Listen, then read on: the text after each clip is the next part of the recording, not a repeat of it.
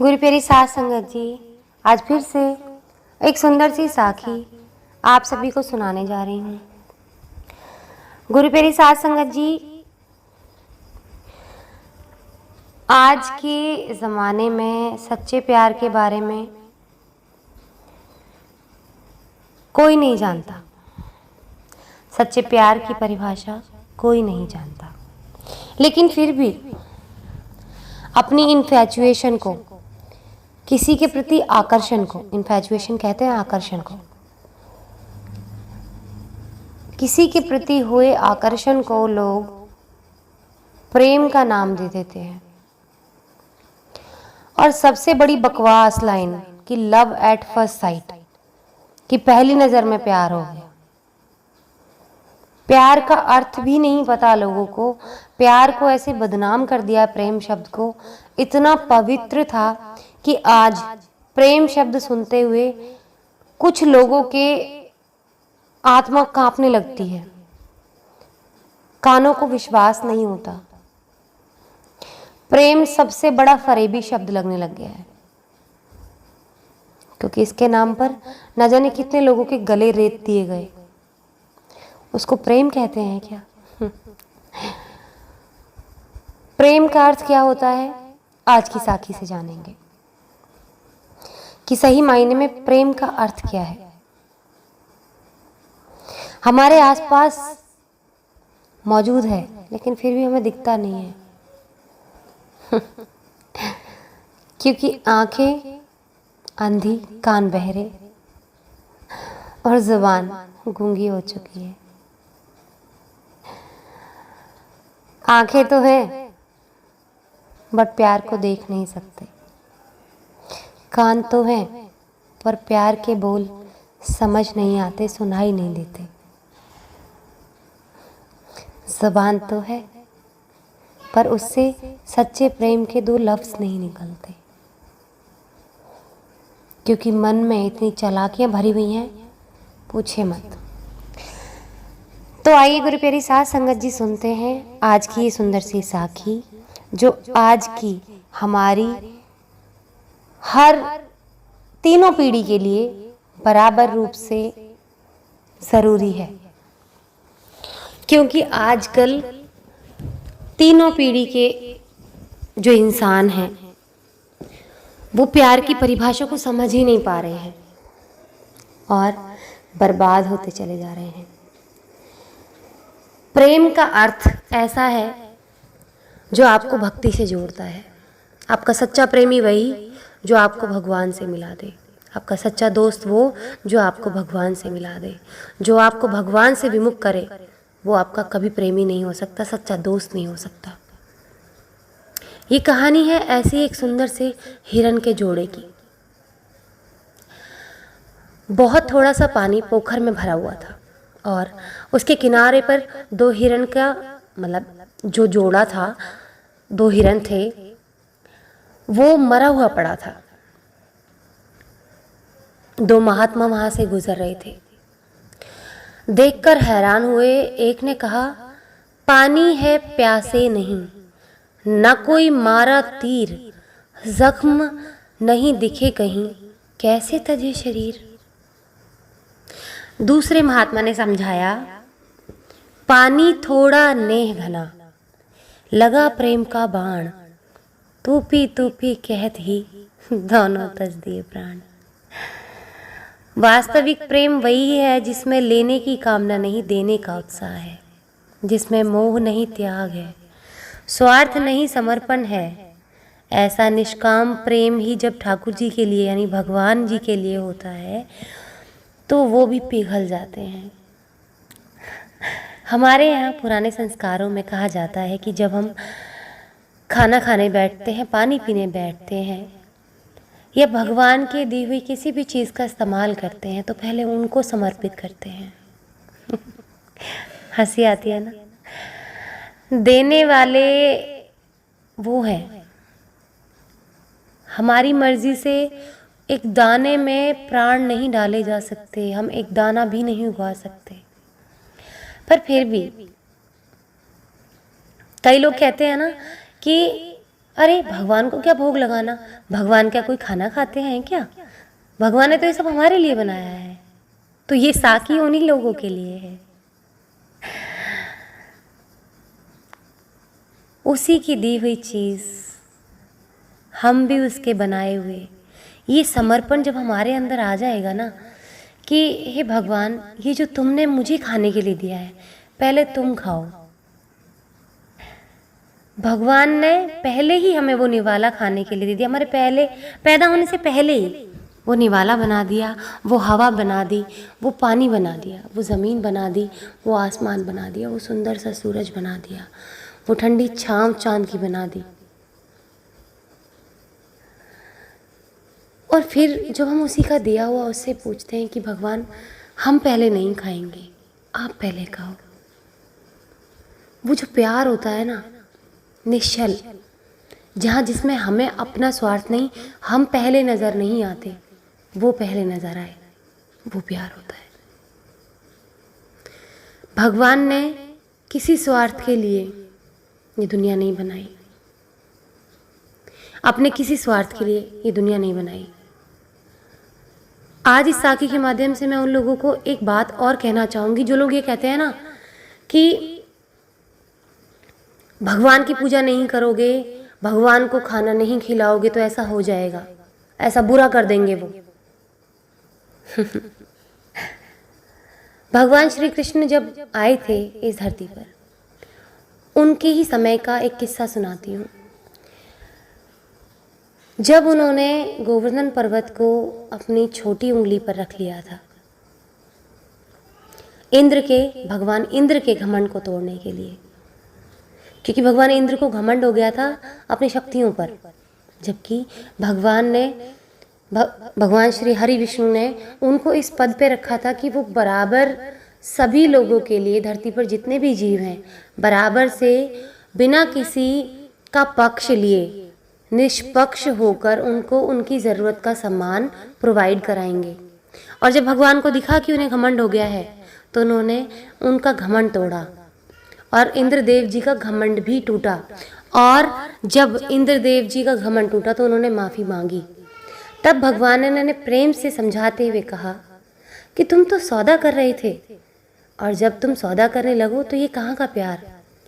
जहाँ तुम्हें ये भावना आ जाए कि तुम उनको दे रहे हो तो उन्हें तुम्हारी पूजा करनी चाहिए, और जब वो पूजा करना बंद कर दे तो तुम उनको दाना पानी देना बंद कर दोगे।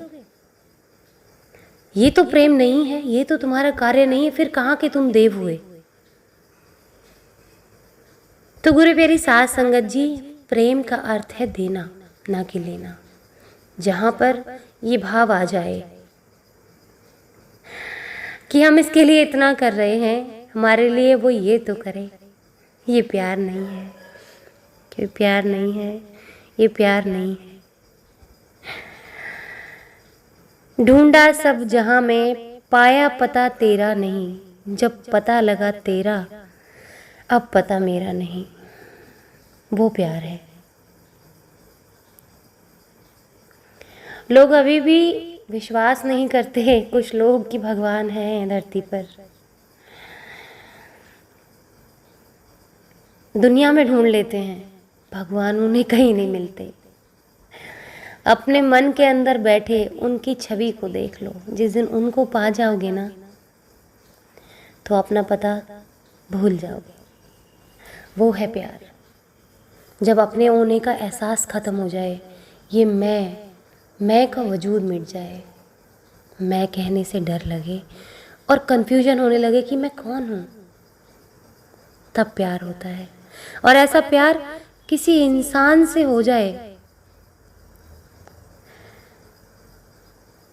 बड़ा मुश्किल है। ये प्यार सिर्फ भगवान से हो सकता है। आज के कलयुगी दौर में हर इंसान मतलब का है। हर किसी के सिर पर कलयुग सवार, हर किसी के सिर पर। वो कलयुग कभी किसी को स्वार्थ से दूर जाने ही नहीं देता। अगर मुक्ति पानी है तो आप परमपिता परमात्मा के चरणों में ध्यान लगाएं। पता है, मरने के बाद में भी पीछा नहीं छूटता। मरने के बाद प्रेत योनि मिलती है, जिसमें इंसान तड़पता है, खा नहीं सकता, पी नहीं सकता, सो नहीं सकता। वो आत्मा इतना तड़पती है, कितनी तड़प होती है। उसके बाद प्रेत योनि मिलने के बाद कई लोगों को वापस मनुष्य जन्म मिल जाता है कर्मों के हिसाब से, नहीं तो प्रेत योनि मिलने के बाद, उसमें तड़पने के बाद फिर 84 लाख योनियों में जन्म मिलता है। 84 लाख योनियों में ना जाने कितने अपार कष्ट सहने पड़ते हैं, अपार कष्ट। उसमें हम भगवान का नाम ले ही नहीं सकते। 84 लाख योनियाँ इतनी बुरी हैं जिसमें हमारा खान पान इतना मैला होता है। उस मैले खाने की वजह से हमारा मन और बुद्धि संतुलित नहीं होती। मनुष्य जन्म को सर्वश्रेष्ठ इसलिए कहा गया, इसमें बुद्धि काम करती है। बुद्धि से हम हर चीज़ को नियंत्रित कर सकते हैं, प्रभु में ध्यान लगा सकते हैं।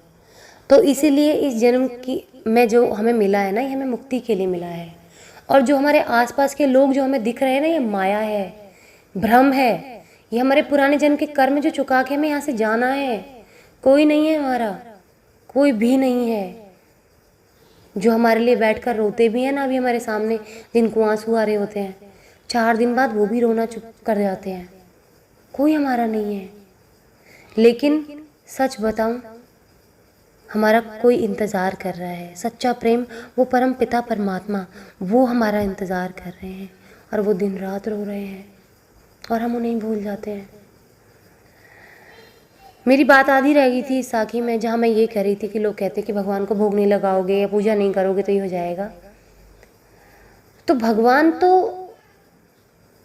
प्रेम के भूखे हैं, आपकी चीज़ों के भूखे हैं ही नहीं। प्यार से उनको विदुरानी ने केले के छिलके भी खिला दिए थे। पूरी सृष्टि में नैवेद्य को जन्म देने वाले, पूरी धरती को जन्म देने वाले, जिसमें कितने तरह के व्यंजन बनते हैं, कितने तरह की फसलें होती हैं, वो किसी के केले के छिलकों से भी खुश हो जाते हैं।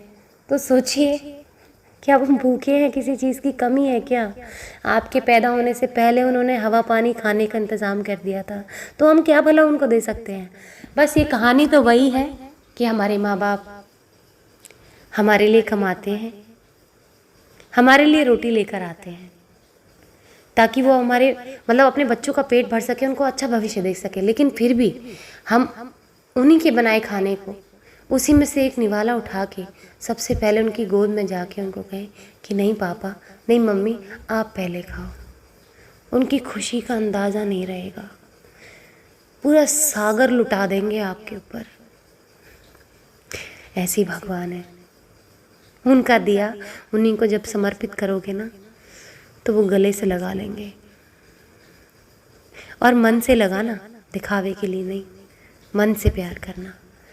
तो प्यार इसी का नाम है जहाँ आपका स्वार्थ ना हो, जहाँ आप खुद का वजूद भूल जाओ, वो प्यार है। आज के ज़माने में तो सच्चा रिश्ता ढूंढना बड़ा मुश्किल है। कलयुग में माता पिता, भाई बहन, पति पत्नी, सबके रिश्ते मैले से हो गए हैं। पहले कभी ज़माना हुआ करता था कि रिश्ते बहुत पवित्र हुआ करते थे, लेकिन अब कहीं कुछ सही नहीं है तो कहीं कुछ सही नहीं है। तो अपने कर्मों को निभा लें। जिनको हम बोझ समझ रहे हैं वो हमारे कर्म हैं, और इनको ठीक से नहीं निभाया ना हमने, इन रिश्तों को, जो कर्मों का बोझ हमें रिश्तों के रूप में मिला, अगर हमने इनको सही से नहीं निभाया ना, फिर से हम प्रेत योनि में भटकेंगे, फिर से 84 लाख योनि में भटकेंगे। कितनी मुश्किलों से जन्म मिला, तो क्यों नहीं उतार देते अपने सारे कर्जे एक बार में? और इस जन्म में प्लीज़ कोई ऐसा कर्जा मत चढ़ाना कि फिर से भटकना पड़े, फिर से अपने प्रीतम प्यारे से दूर होना पड़े। तो गुरु प्यारी साध संगत जी, तीनों पीढ़ियों के लोगों से मेरी यही प्रार्थना है, मेरी खुद से भी ये प्रार्थना है कि हम सिर्फ परमात्मा से प्रेम करें, बस उससे प्यार करें। वो हमारे अपने हैं, जिनका अंश हमारे अंदर है। वो तड़प रहे हैं अपने अंश को वापस अपने में मिलाने के लिए। उनको और न तड़पाओ, खुद भी ना तड़पो।